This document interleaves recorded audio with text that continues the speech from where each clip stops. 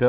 ఒక్క నిమిషం శుభ్లీ గారు. కిరణ్ రాయల్ గారు, గుడ్ ఈవినింగ్ అండి. కిరణ్ రాయల్ గారు, ఇప్పుడు వీళ్ళకి ఈ రావణ్ కానీ లేకపోతే ఆయనతో పాటు ఉన్న కొంతమంది వ్యక్తులకు కానీ వీళ్ళకి వైసీపీకి లేదా జగన్మోహన్ రెడ్డి గారికి ఉన్న సంబంధం ఏంటి? మీరు కూడా దాని మీద ఏదో మాట్లాడినట్టున్నారు ఈవేళ. ఏంటి ఉన్న రిలేషన్ ఏంటి సార్? మీకు ఏబిఎన్ ప్రేక్షకులకి, ప్యానల్ ఉన్న పెద్దలకి, మేడం యామిని గారికి, మీకు అందరికి కూడా శుభ సాయంత్రం. సార్, పెద్దలు ఇంత చాలా విషయాలు చెప్పారు. ఈ కుతంత్రం ఏంటి, అసలు ఏంటి, అవి సమస్య ఏంటి, అసలు ఏం చేయాలనుకున్నారు, రాష్ట్రాన్ని ఏ విధంగా తీసుకెళ్ళాలనుకున్నారు, అసలు రావని ఎవడు, ఇవన్నీ కూడా చాలా మంది చెప్పారు. మనం దీని మీద 2-3 రోజులు డిస్కషన్ చేస్తున్నాం. కానీ నిన్న సడన్ గా ఒక పెద్ద మనిషి, పెద్దిరెడ్డి అనే పెద్ద మనిషి ఒక చోట ప్రెస్ మీట్ తో మాట్లాడుతూ అసలు రావని ఎవడో మా పార్టీకి సంబంధం లేదు, మా కార్యకర్తలకి అతను ఎవడో తెలియదు అన్నాడు. అదే విధంగా కొడాలి నాని కూడా ఉప్మా చట్టమో చట్నీ చట్టమో అతని మీద ఏదో పెట్టారు, మాకు సంబంధం లేదు అన్నాడు. అదే విధంగా వైసీపీ నాయకులు అందరూ మాట్లాడారు. నేను ఏదో మాకు ఉన్న ఎవిడెన్స్, అంటే ఎవిడెన్స్ లేకుండా మాట్లాడు కావాలి కాబట్టి చెప్తున్నా, మీకు కూడా చూపించాలి సార్. బట్ పొద్దున మీరు చూసారు లేదు, బిజీగా ఉండడం వల్ల చూపిస్తాను సార్ లైవ్ లో. ఇది ఎపిసోడ్ 1కి వస్తాం సార్. ఇతను బాగా అబ్జర్వ్ చేయండి. ఇతను శ్రావణ్తో పాటు ఉన్నాడు ఓ ప్రెస్ మీట్ లో. ఇక్కడ సుగాలి ప్రీతి గారి తల్లి గురించి తీసుకొచ్చారు మళ్ళీ, అంటే పవన్ కళ్యాణ్ గారిని టార్గెట్ చేయడానికి మళ్ళీ సుగాలి ప్రీతి గారు ఇతను తీసుకొచ్చారు. ఇతను ఇక్కడ ఉన్నాడు. ఇతను ప్యూర్ వైసీపీ అనేసి మాకు కూడా నిన్నే తెలిసింది. ఎలా తెలిసిందంటే, మళ్ళీ ఇతను ఇక్కడున్నాడు రావణ్తో. చూడండి, రావణ్ కారులో కూర్చున్నాడు. మందాక మన టీవీలో కూడా చూపించాం. మన టీవీలో కూర్చున్నప్పుడు వెనకాల బెయిల్ మీద ఏదో బయటకు వచ్చినప్పుడు చూపించాడు. ఇతను ఫైనల్ కట్ చేస్తే బైరెడ్డి సిద్ధార్థతో ఉన్నాడు. అంటే ఇప్పుడు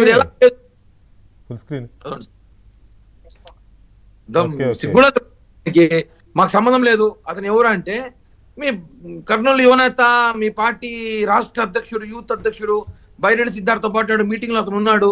ఆ ఫోటో కూడా మాకు మీ వైసీపీ పేజీలో ఎవరో పెట్టుంటే మాకు తీసి పంపించారు. అది ఎందుకు పంపించారంటే, వీళ్ళు ఎప్పుడైతే పెద్దిరెడ్డి, కొడాలి నాని వీళ్ళు సిగ్గు లేకుండా మాకు సంబంధమే లేదు, ఇవంతా ఎవడో అతను మాకు అవసరం లేదంటే, అంటే అతన్ని వాడుకున్నప్పుడు బాగా వాడుకున్నారు. అతని టీంలో ఒక లేడీ వచ్చి నిన్న ఎయిర్పోర్ట్ లో జగన్ కలిసిన తర్వాత, చూడ ఎయిర్పోర్ట్ లో జగన్ తో విష్ చేసినప్పుడు ఆవిడ ఒక వీడియో రిలీజ్ చేసింది. జగన్ గారికి చాలా థ్యాంక్స్, మాకు మద్దతు నిలిచారు, మాకు సపోర్ట్ చేశారని చెప్పి మాట్లాడిన వీడియోస్ కూడా ఉన్నాయి. అలాంటిది మీరు ఈ రోజు దొరికిపోయినాక వీళ్ళు ఏమనుకున్నారు, రావణ్ణి పెట్టి పవన్ కళ్యాణ్ గారిని కూటమి తిప్పిస్తూనే ఉంటాము, అన్ని స్టేషన్లు తిప్పుతూ సింపతి పొందుతామని ప్రయత్నం చేశారు. కానీ అక్కడ జరిగింది ఏమంటే, అతను పవన్ కళ్యాణ్ గారిని మాత్రమే విమర్శించలేదు, చంద్రబాబు గారిని విమర్శించలేదు. అతను హిందూ మతాన్ని పైన మొత్తం టార్గెట్ చేసి దాడికి వాడుకున్నాడు. జగన్ 2.0 అంటే ఏదో దమ్ముగా రాజకీయాలు చేస్తాడు జగన్ అనుకున్నాడు. నేను 2.0 అంటే అద్భుతాలు చేస్తాడేమో అనుకున్నా. కానీ ఇలా మతాల మధ్య చిచ్చు, కులాల మధ్య చిచ్చు, హిందూ మతం మీద దాడి చేస్తూ వ్యక్తుల్ని, శ్రావణ్ అనే కొంతమంది వ్యక్తులను తీసుకొచ్చి, ప్రకాశం ఇలా వ్యక్తులను తీసుకొచ్చి వాళ్ళతో దాడులు చేయిస్తాడు, మాట్లాడిస్తారని చెప్పి ఊహలో కూడా అనుకోలేదు. ఇదే 2.0 జగన్ అస్త్రం అడుగుతున్నా ఇదే 2.0 అంటే ఇలాంటి చీప్ రాజకీయాలు చేయడమా? ఆ రోజు అదే అతను దొరికాడు. అతని మీద ఉప్పా చట్టం పెట్టారు. ఎందుకు పెట్టారు సార్? అతను మాట్లాడిన మాటలు, అతని వీడియోలు, అతని ఆడియోలు, అతని బ్యాంక్ అకౌంట్స్, ఎక్కడి నుంచి డబ్బులు వస్తున్నాయి, లక్షల్లో ట్రాన్స్ఫర్ అయిన డబ్బులు, లక్షల్లో ఒక ఛానల్, ఒక చిన్న యూట్యూబ్ ఛానల్ పెట్టుకుని లక్షల డబ్బులు ఎలా వస్తాయి సార్? ఇక్కడ పెద్ద పెద్ద యాంకర్లకే డబ్బులు రావట్లా, పెద్ద పెద్ద ఛానల్ యజమానికి డబ్బులు రావట్లా. నీ అకౌంట్ లోకి ఎస్ బ్యాంక్ వాడే అంత స్థాయిలో నువ్వు అకౌంట్లు మెయింటైన్ చేస్తున్నావంటే నీకు డబ్బులు ఎక్కడి నుంచి వస్తున్నాయి, ఎక్కడి నుంచి ట్రాన్స్ఫర్ అవుతుంది, నువ్వు ఈ ఉన్మాద చర్య ఎక్కడి నుంచి నేర్చుకున్నావు, ఈ ఉగ్రవాది చర్యలాగా మాటలు ఎక్కడి నుంచి నేర్చుకున్నావు, మోవేస్ట్ లాగా తయారవుతున్నావు, ఇవన్నీ కూడా అతను కట్టడి చేయాలి. కాబట్టి అతని మీద రాజద్రోహం కేసు పెట్టారు. మామూలుగా ఫస్ట్ పెట్టలేదు. అతను చూస్తుంటే అతని వీడియోస్ అన్ని ఫాలో చేసి కాపీ చేస్తే ఇతను వల్ల ప్రమాదకరం, ఈ రాష్ట్రానికి, దేశానికి కూడా ప్రమాదకరం. ఇతను యువతని, కొంచెంమంది గంజాయి మత్తులో ఉండే యువతని ఇతను ఒక రకమైన ప్రలాపన తీసుకెళ్తున్నాడు అన్న ఆలోచనతో అతని మీద ఉప్పా చట్టం కట్టి అతన్ని రిమాండ్ చేయడం జరిగినది. అది రిమాండ్ చేయడంతో, అది దేశద్రోహం తెలియడంతో సార్ ఉప్పా చట్టం కట్టిన తర్వాతనే ఇప్పుడు వీళ్ళంతా బయటకు వచ్చి మాట్లాడుతున్నారు. ఏమని? మాకు సంబంధం లేదు, అతను ఎవడో మాకు తెలియదు అంటారు. ఇదే మాట నిన్న మధ్యాహ్నం ముందుకు ఎవరు చెప్పలేదు సార్.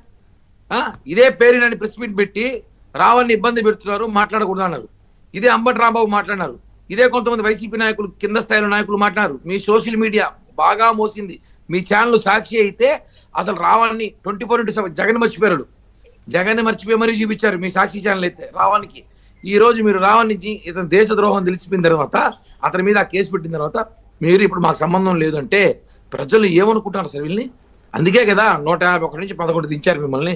ఒకటే సార్, ఈ రాహుల్ అనే వ్యక్తులు ఇలాంటి వాళ్ళు ఈ రాష్ట్రానికి చాలా హానికరం. చాలా సీరియస్ గానే ప్రభుత్వం స్పందించింది. చంద్రబాబు గారు ఈరోజు మాట్లాడుతూ చంద్రబాబు గారు కూడా రాష్ట్రంలో అలజడి సృష్టించిన ప్రయత్నిస్తారు, కుల మతాల విద్వేషాలు చేయాలనుకుంటున్నారు. ఇవన్నీ కుదరదు. ఇక్కడ ఉండేది కూటమి, మేము కలిసే ఉంటాం, రాష్ట్ర అభివృద్ధి చేసి చూపిస్తాం. రైట్. నిజానికి ఇది UAPA unlawful activities prevention act పెట్టేంత క్రైమ్ ఇందులో ఉందా, కావాలని పగ సాధిస్తున్నారని కొంతమంది మాట్లాడుతున్నారు కదా. నిజంగానే యూఏపిఏ పెట్టేంత డెన్సిటీ కానీ లేకపోతే సీరియస్నెస్ కానీ ఈ కేసులో ఉందా రావణ్ మీద పెట్టిన దాంట్లో? అతనితో పాటు ఇది ఇంకా ఎంతమందికి చుట్టుకునే అవకాశం ఉంది? వివిధ రూపాల్లో ఉన్న కొంతమంది వ్యక్తులు, అది జర్నలిస్టుల రూపంలో కానీ లేకపోతే యూట్యూబర్ల రూపంలో కానీ, లాయర్ల రూపంలోనో లేకపోతే పొలిటీషియన్ల రూపంలోనో ఉన్న వాళ్ళకి ఎంతమందికి చుట్టుకునే అవకాశం ఉంది? రావణ్ ఇంకా రావణ్ అంటే అతని పేరు జోసెఫ్ రావణ్. ఎంతమందికి ఇతను ఎంతమంది పేర్లు చెప్పాడు ఇతను? పోలీసుల దగ్గర ఇంకేం రికార్డ్స్ ఉన్నాయి? ఇది ఎన్ఐఏకి వెళ్ళింది అనేది ఎంతవరకు కరెక్టు? ఎన్ఐఏ టేకప్ చేస్తే ఎలాంటి పరిస్థితి ఉండే అవకాశం ఉంది? ఇవి కూడా మాట్లాడదాం ఒక చిన్న బ్రేక్ తర్వాత. ఇంకా రెచ్చగొట్టిన వాళ్ళు